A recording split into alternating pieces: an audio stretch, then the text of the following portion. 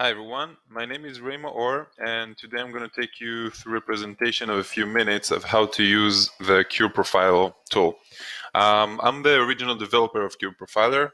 I'm the one that led the team. I'm a database administrator, and I created this tool initially to replace all the disadvantages of just using the regular SQL Server profiler.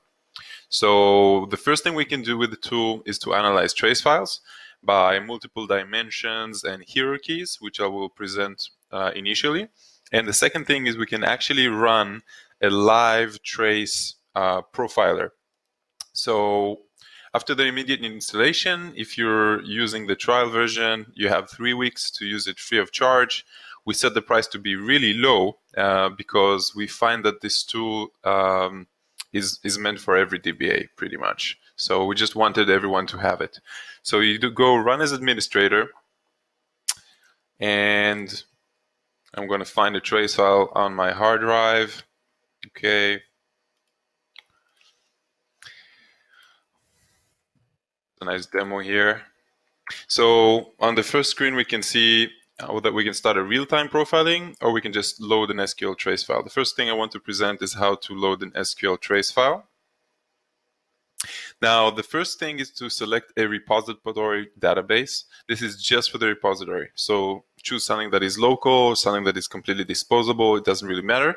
You can give a good workload name so you can identify it later on. Right now, I'm just going to use a temporary.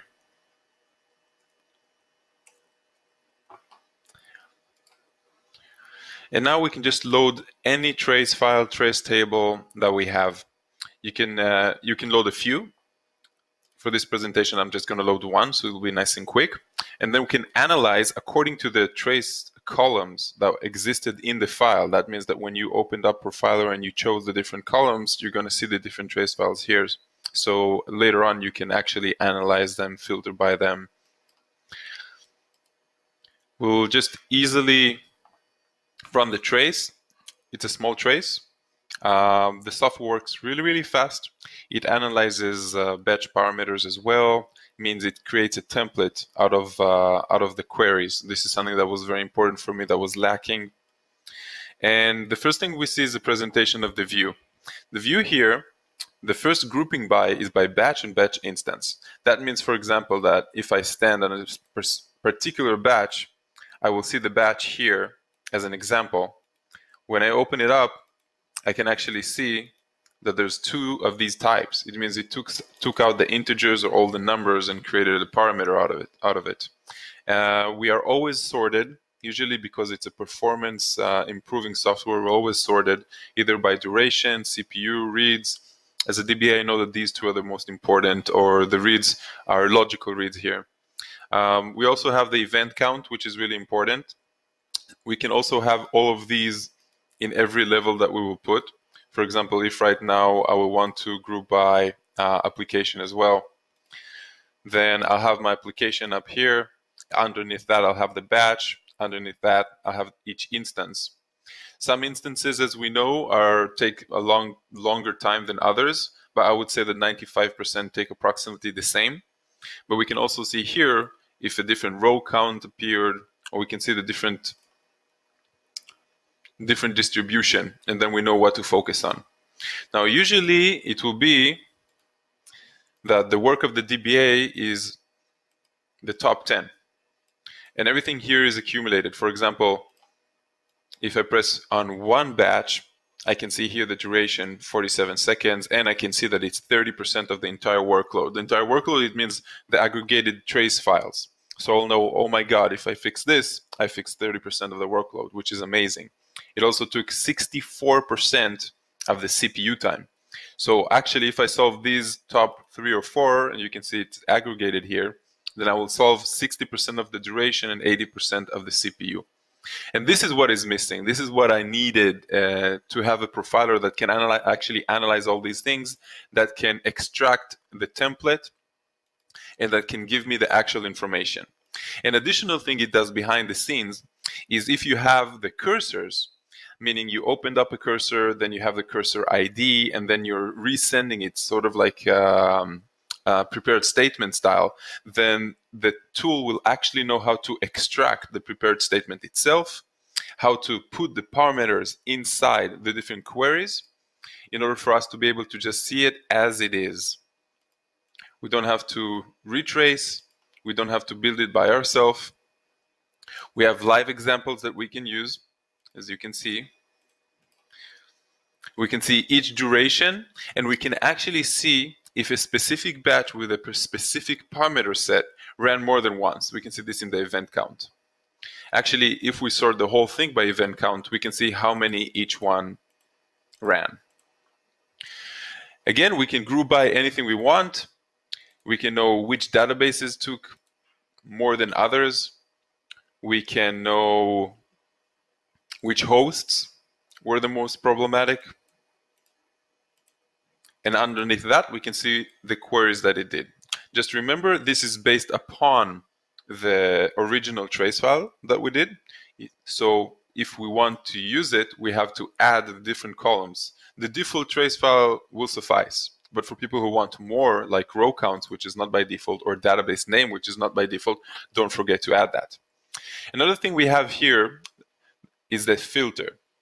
Now, the filter, there's an integer filter for duration, the event duration or the group duration, CPU, reads, row count, whatever.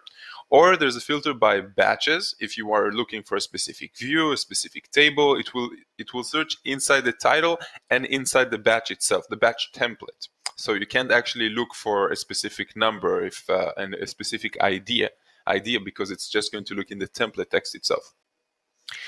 So since this is a quickie, the next thing I'm going to show you is how to start a real-time profiling.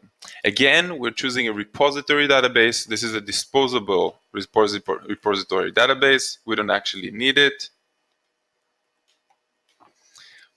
We can use it later on.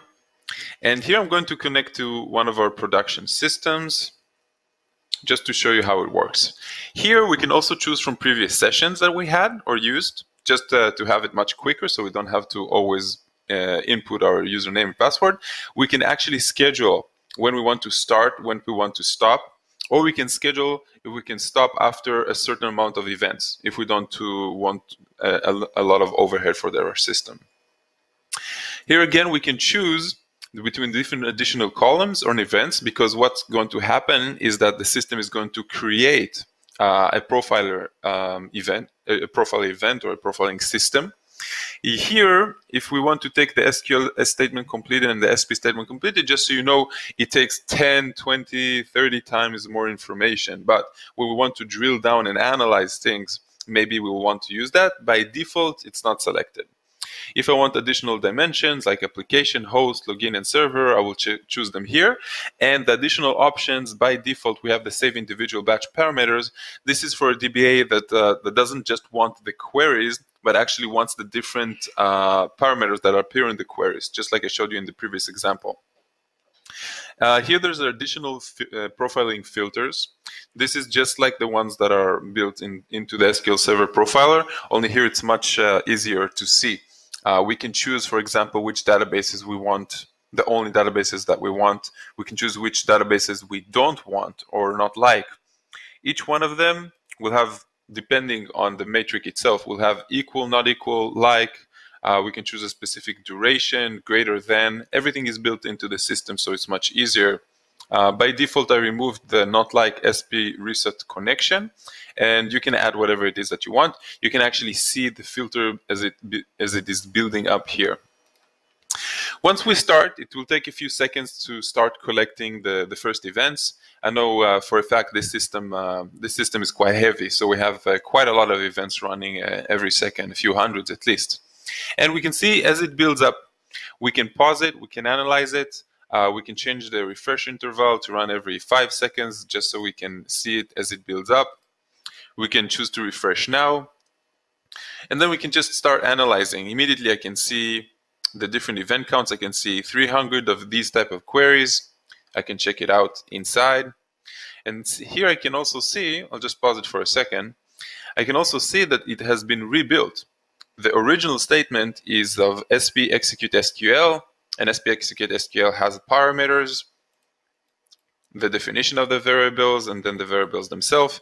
So the system knows how to automatically simplify it for me. And this is another thing that was really, really missing in SQL Profiler. The second thing it does is that it groups it for me. So I can actually see the different ones with the different parameters that came from different people.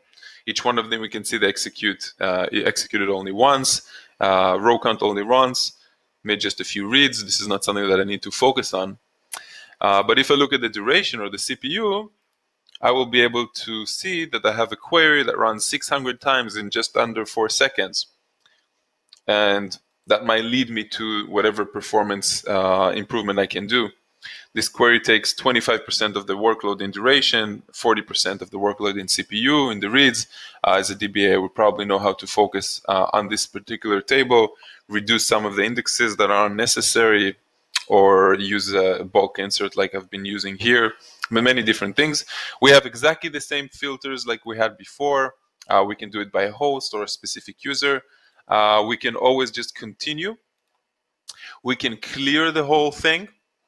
We can say remove the stop after, or we can do something that is very, very interesting, which is to find indexes immediately.